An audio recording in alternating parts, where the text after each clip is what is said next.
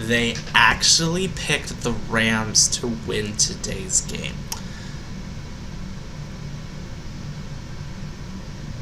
Really? Oh my goodness. Oh, that's just hilarious, I swear. I'm just saying. But seriously, huge win for the Packers, and we have a lot to talk about today. And speaking of which, I did not watch today's game. I listened on it on the radio because I was driving back up here from my parents' house for the weekend. So obviously my takes might not be the greatest, but I'm going to do the best I can. But Packers win. That's all that matters. Go Pack, go! We got a lot to talk about. So I'm hyped. I'm super hyped. Okay, I'm going pretty crazy. I'm sorry.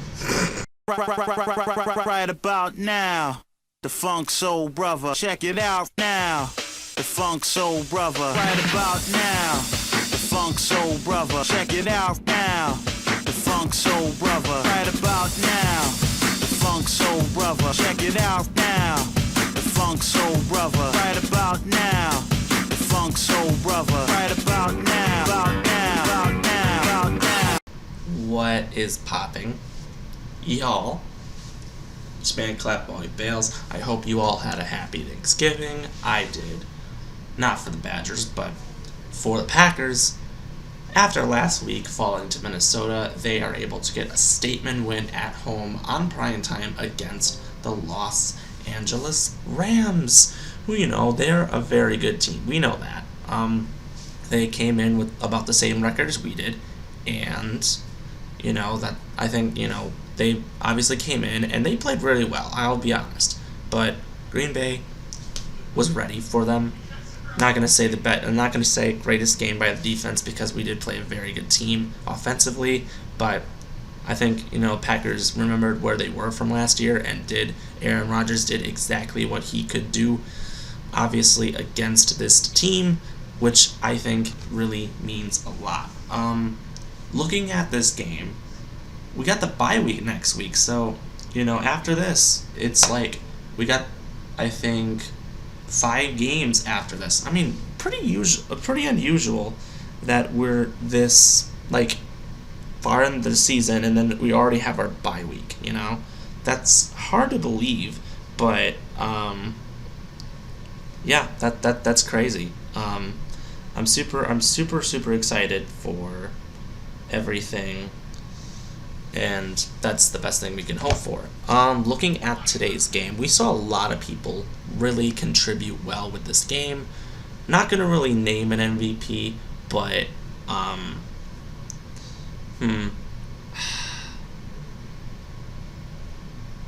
oh my goodness, I don't even know who to say. I'm not even gonna be sure, but I don't really want to name an MVP. There's a lot of people that really did step up in today's win. But looking at the statistics, Aaron Rodgers went 28 out of 45, 307 yards, 2 touchdowns, only sacked once, but it was only for no gains, so it really didn't count for much. And then as well as a rushing touchdown as well. On the ground game, A.J. Dillon, 20 carries, 69 yards, as well as 5 catches for 21 yards and a touchdown. Aaron Jones, on the other hand, had 10 carries for 23 yards. He was kind of limited, and I wasn't really a fan of having him come in with this after getting injured. But I mean, he did the best that he could. I'll give him credit. Devontae Adams, 8 catches, 104 yards. Randall Cobb, 4 catches, 95 yards, and a touchdown. Unfortunately, he led the game early due to injury. Valdes-Scantling, 4 catches for 50 yards. And then some other things from everybody else. A lot of fumbles. Cobb did fumble today, but a lot of people really did pick up the slack. Chris Barnes led the game in tackles. I heard his name on the radio a lot. He really did everything that he could. 7 of them were all himself. Kenny Clark had 6 total tackles. 1 of those was a sack. You saw some other sacks by Rashawn Gary. And as well as that being a forced fumble that Obviously, Preston Smith was able to recover. Rasul Douglas with the interception, a return for 33 yards and a touchdown. What an addition that he has become. Crosby went 3 out of 4 from the field goal line, and Borjaquez had 5 punts for a total of 212 yards. The student outdoes the master, as in Johnny Hecker. They were on the same team before the season started. For the Rams, Matthew Stafford went 21 out of 38 yards, 302 yards, 3 touchdowns, and an INT. He was sacked twice for 17 yards. Darrell Henderson had 16 carries for 55 yards and 4 catches for 18 yards and a touchdown. Cooper Kupp led the way, 7 catches for 96 yards. Van Jefferson had 3 for 93 and a huge long touchdown. Odell Beckham 5 for 81, including his first touchdown as a Ram. On the Los Angeles defense, Tyree had 13 total tackles, and then everyone else did everything that they could. Robinson, Von Miller, and Reeder all had a tackle for loss. And really, everyone, I think, really did everything that they could.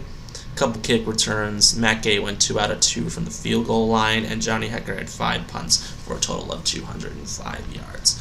So this game, obviously the Packers started out, didn't matter. Packers started out fine. Aaron Rodgers went down the field. He scored a touchdown on their first drive. And they did whatever they could. Then the Rams got the ball back. They decided to go for it on their own 30. They didn't convert. We got a field goal out of it. Very next play, and Van Jefferson gets a touchdown. And now you're like, okay, the Rams are going to make this fun and interesting game. And then the Rams scored a touchdown right before the half, making it a 3-point game. So you're sitting there like, okay, this isn't good. This isn't good. Meanwhile, the Packers, they go down. They score some points, Rasul Douglas, and I'm thinking, okay, I think the Packers are starting to really look comfortable with this game. And then the fourth quarter comes, and then Odell gets a huge bomb from Stafford. Stafford didn't really look like himself. And I was thinking that, but yeah, you could tell he was having back problems that was keeping him from being his true self. But I think still losing Robert Woods, I think, was still a huge thing. But getting Odell Beckham obviously could be helpful, and it's great that they got weapons. But it was a little bit nerve-wracking to see, them come back.